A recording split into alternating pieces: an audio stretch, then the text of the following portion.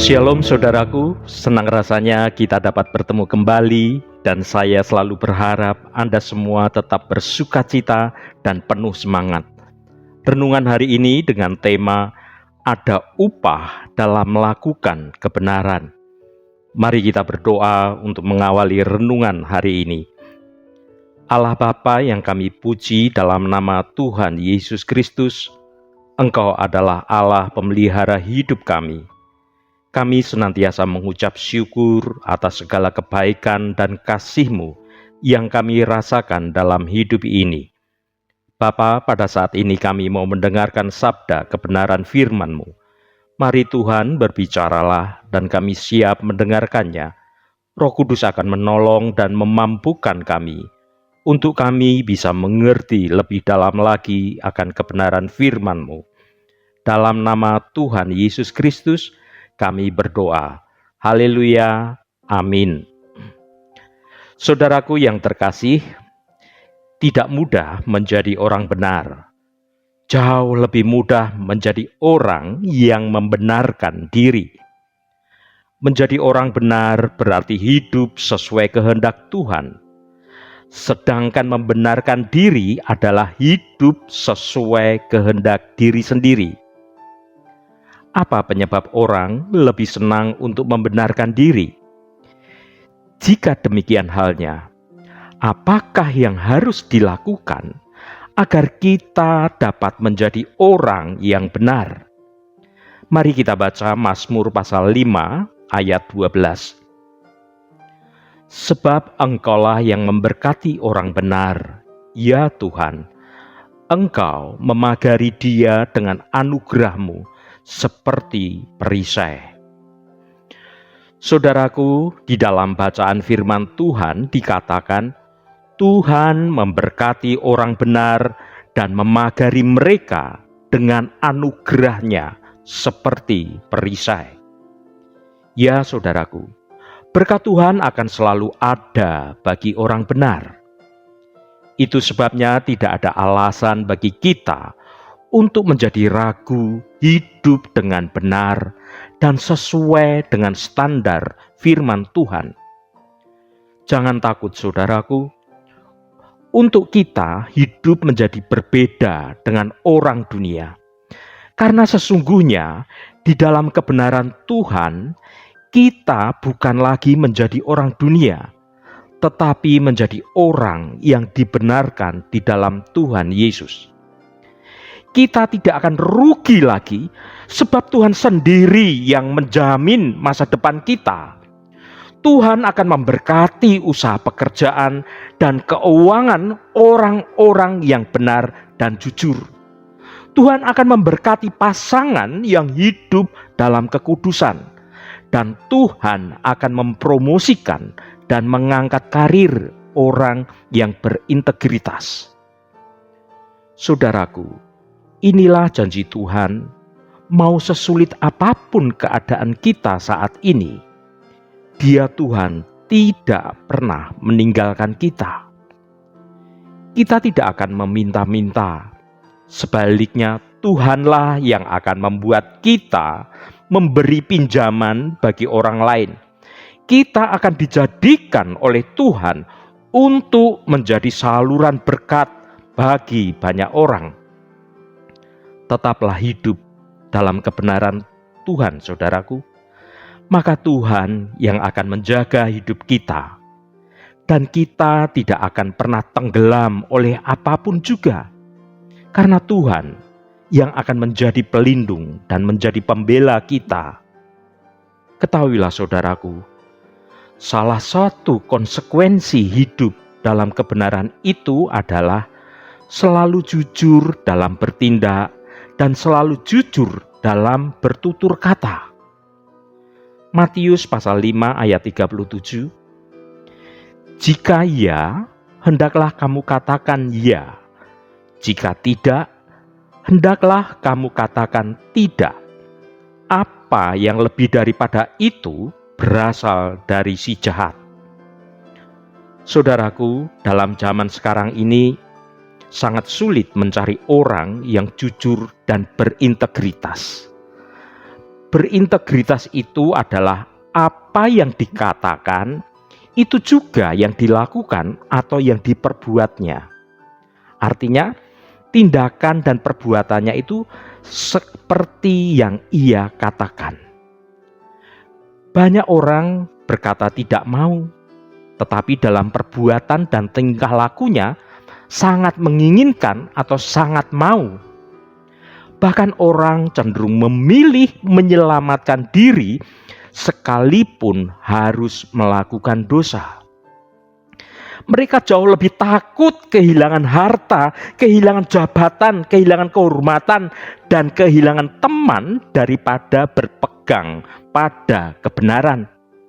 Bahkan demi mencapai tujuan duniawi, mereka rela memutarbalikkan fakta. Saksi yang telah disumpah memberikan kesaksian palsu di pengadilan. Tersangka yang sudah terbukti bersalah pun dengan keahliannya dalam berdiplomasi malah justru menuntut balik dengan dalih pencemaran nama baik. Bahkan warga gereja pun sering melakukan intrik demi keselamatan diri yang semu. Parahnya lagi, ada sebagian orang yang dengan sengaja mau menerima kesaksian palsu sebagai bentuk kebenaran. Mengertilah saudaraku, bahwa kebenaran menurut kehendak Tuhan adalah landasan hidup orang Kristen. Memang, kebenaran Tuhan tidak selalu menyukakan hati jika dilihat dengan kacamata dunia. Tidak jarang kebenaran menjadikan kita marah, menjadikan sedih, dan bahkan malu. Bahkan kita cenderung untuk membenci orang yang menyatakan kebenaran. Sesungguhnya bukanlah kebenaran Tuhan berguna untuk menyibak kesalahan kita, bahkan menelanjangi seluruh isi hati kita yang tersembunyi. Karena Tuhan bukan hanya melihat apa yang kita katakan dan apa yang kita perbuat, tapi Tuhan mengetahui sampai kedalaman dasar hati kita. Kiranya kebenaran pengajaran Kristus dinyatakan secara leluasa dalam hidup anak-anak Tuhan. Hal ini harus tergambar dengan jelas dalam hidup kita, supaya dunia melihat kebenaran yang ada di dalam hidup kita, sehingga melalui kebenaran ini nama Tuhan yang dimuliakan. Saudaraku yang diberkati Tuhan, tidak mudah menjadi orang benar. Jauh lebih mudah menjadi orang yang membenarkan diri. Menjadi orang benar berarti hidup sesuai dengan kehendak Tuhan. Sedangkan membenarkan diri adalah hidup sesuai kehendak diri sendiri, hidup sesuka hati kita, hidup dalam arus dunia yang jauh dari kebenaran Tuhan. Mari kita lihat mengapa kecenderungan kita adalah membenarkan diri. Kita adalah manusia yang tidak ingin disalahkan. Daripada disalahkan, kita beralih menyalahkan lingkungan atau menyalahkan orang lain, mencari kambing hitam. Sewaktu Tuhan memanggil Adam, ia menyalahkan Hawa, dan akhirnya Hawa menyalahkan si ular, yakni iblis. Di dalam hidup begitu banyak masalah muncul gara-gara kita menolak disalahkan sewaktu memang kita selayaknya menanggung akibat itu. Begitu banyak pertikaian terjadi karena kita menyalahkan orang yang tidak selayaknya menerima tanggung jawab itu. Saudaraku, kebanyakan dari kita adalah manusia yang ingin mendapatkan pujian. Itulah sebabnya kita membenarkan diri, sehingga pada akhirnya kita memperoleh pujian, oleh karena kita dianggap benar. Pada dasarnya, kita takut mendengar hal-hal yang berisikan kritikan, dan dengan cepat menyimpulkannya sebagai ketidakmengertian orang akan siapa kita. Ya saudaraku, membenarkan diri merupakan upaya untuk menangkis kritikan, sebagai upaya kita membuat benteng pertahanan, supaya kita terlihat kuat dan benar.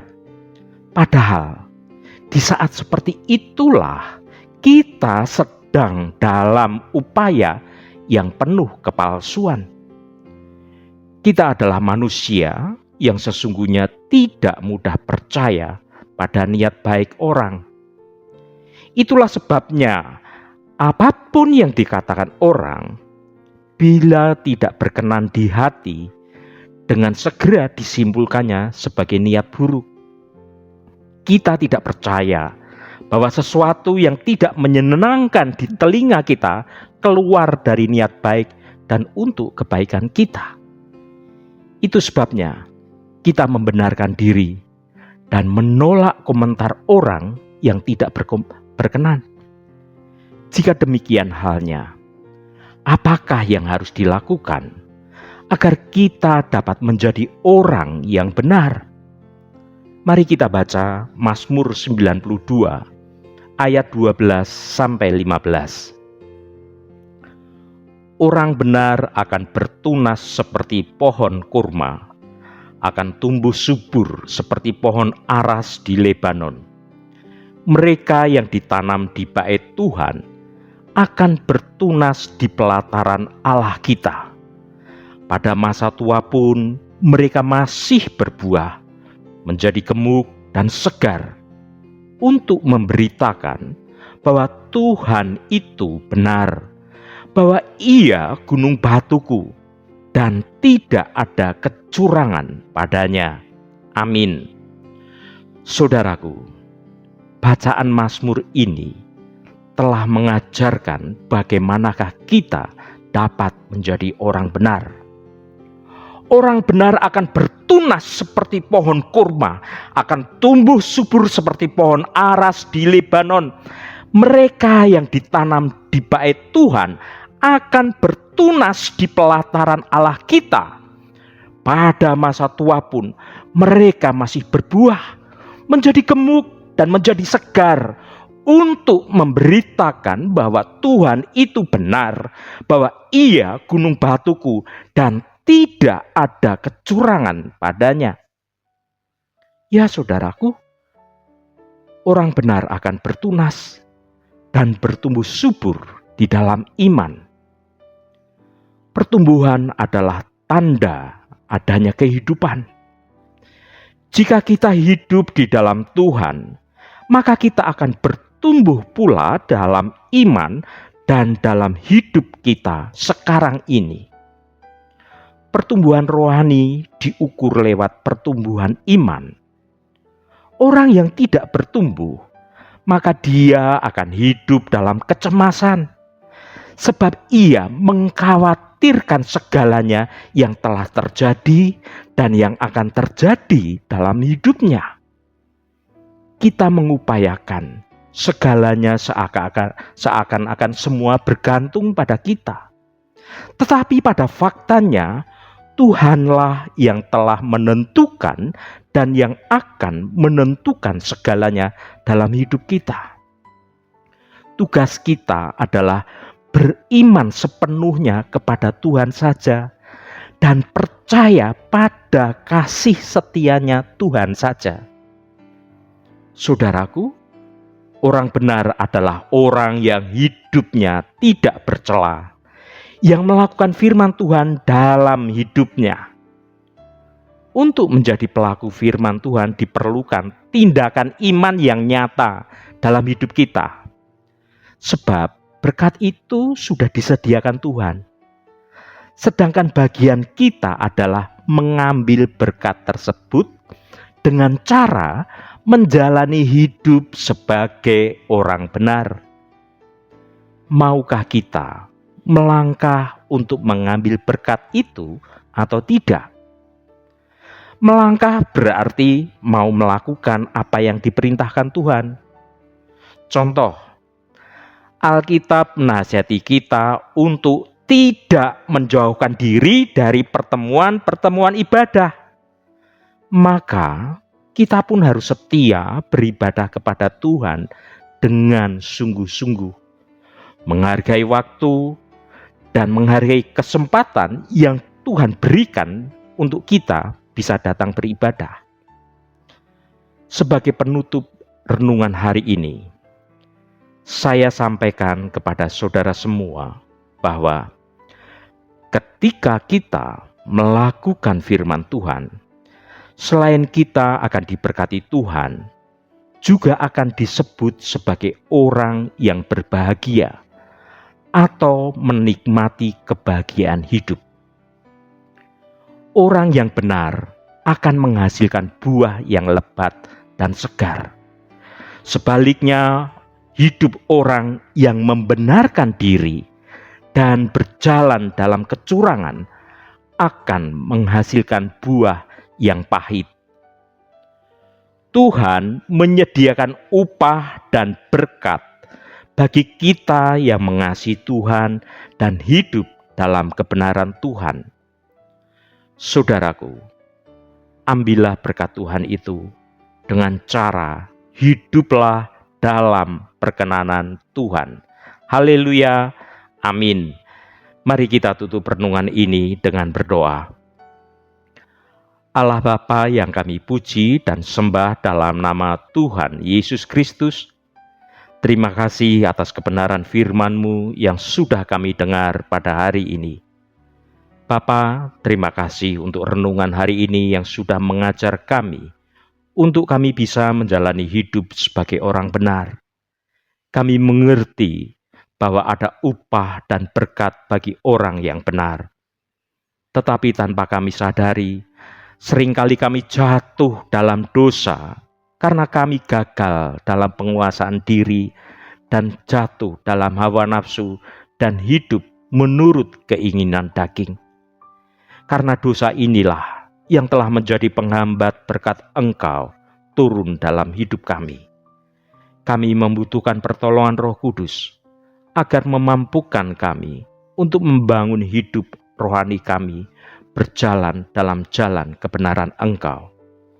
Bapa, mulai hari ini kami berkomitmen dengan kuat untuk belajar hidup dalam penguasaan diri, belajar menghadapi setiap godaan, belajar menjaga perkataan, dan juga menjaga mata, dan yang lebih penting lagi, menjaga pikiran kami, supaya kami hidup dalam kebenaran-Mu, sehingga kami bisa menikmati berkat-berkat yang telah Engkau sediakan bagi kami semua.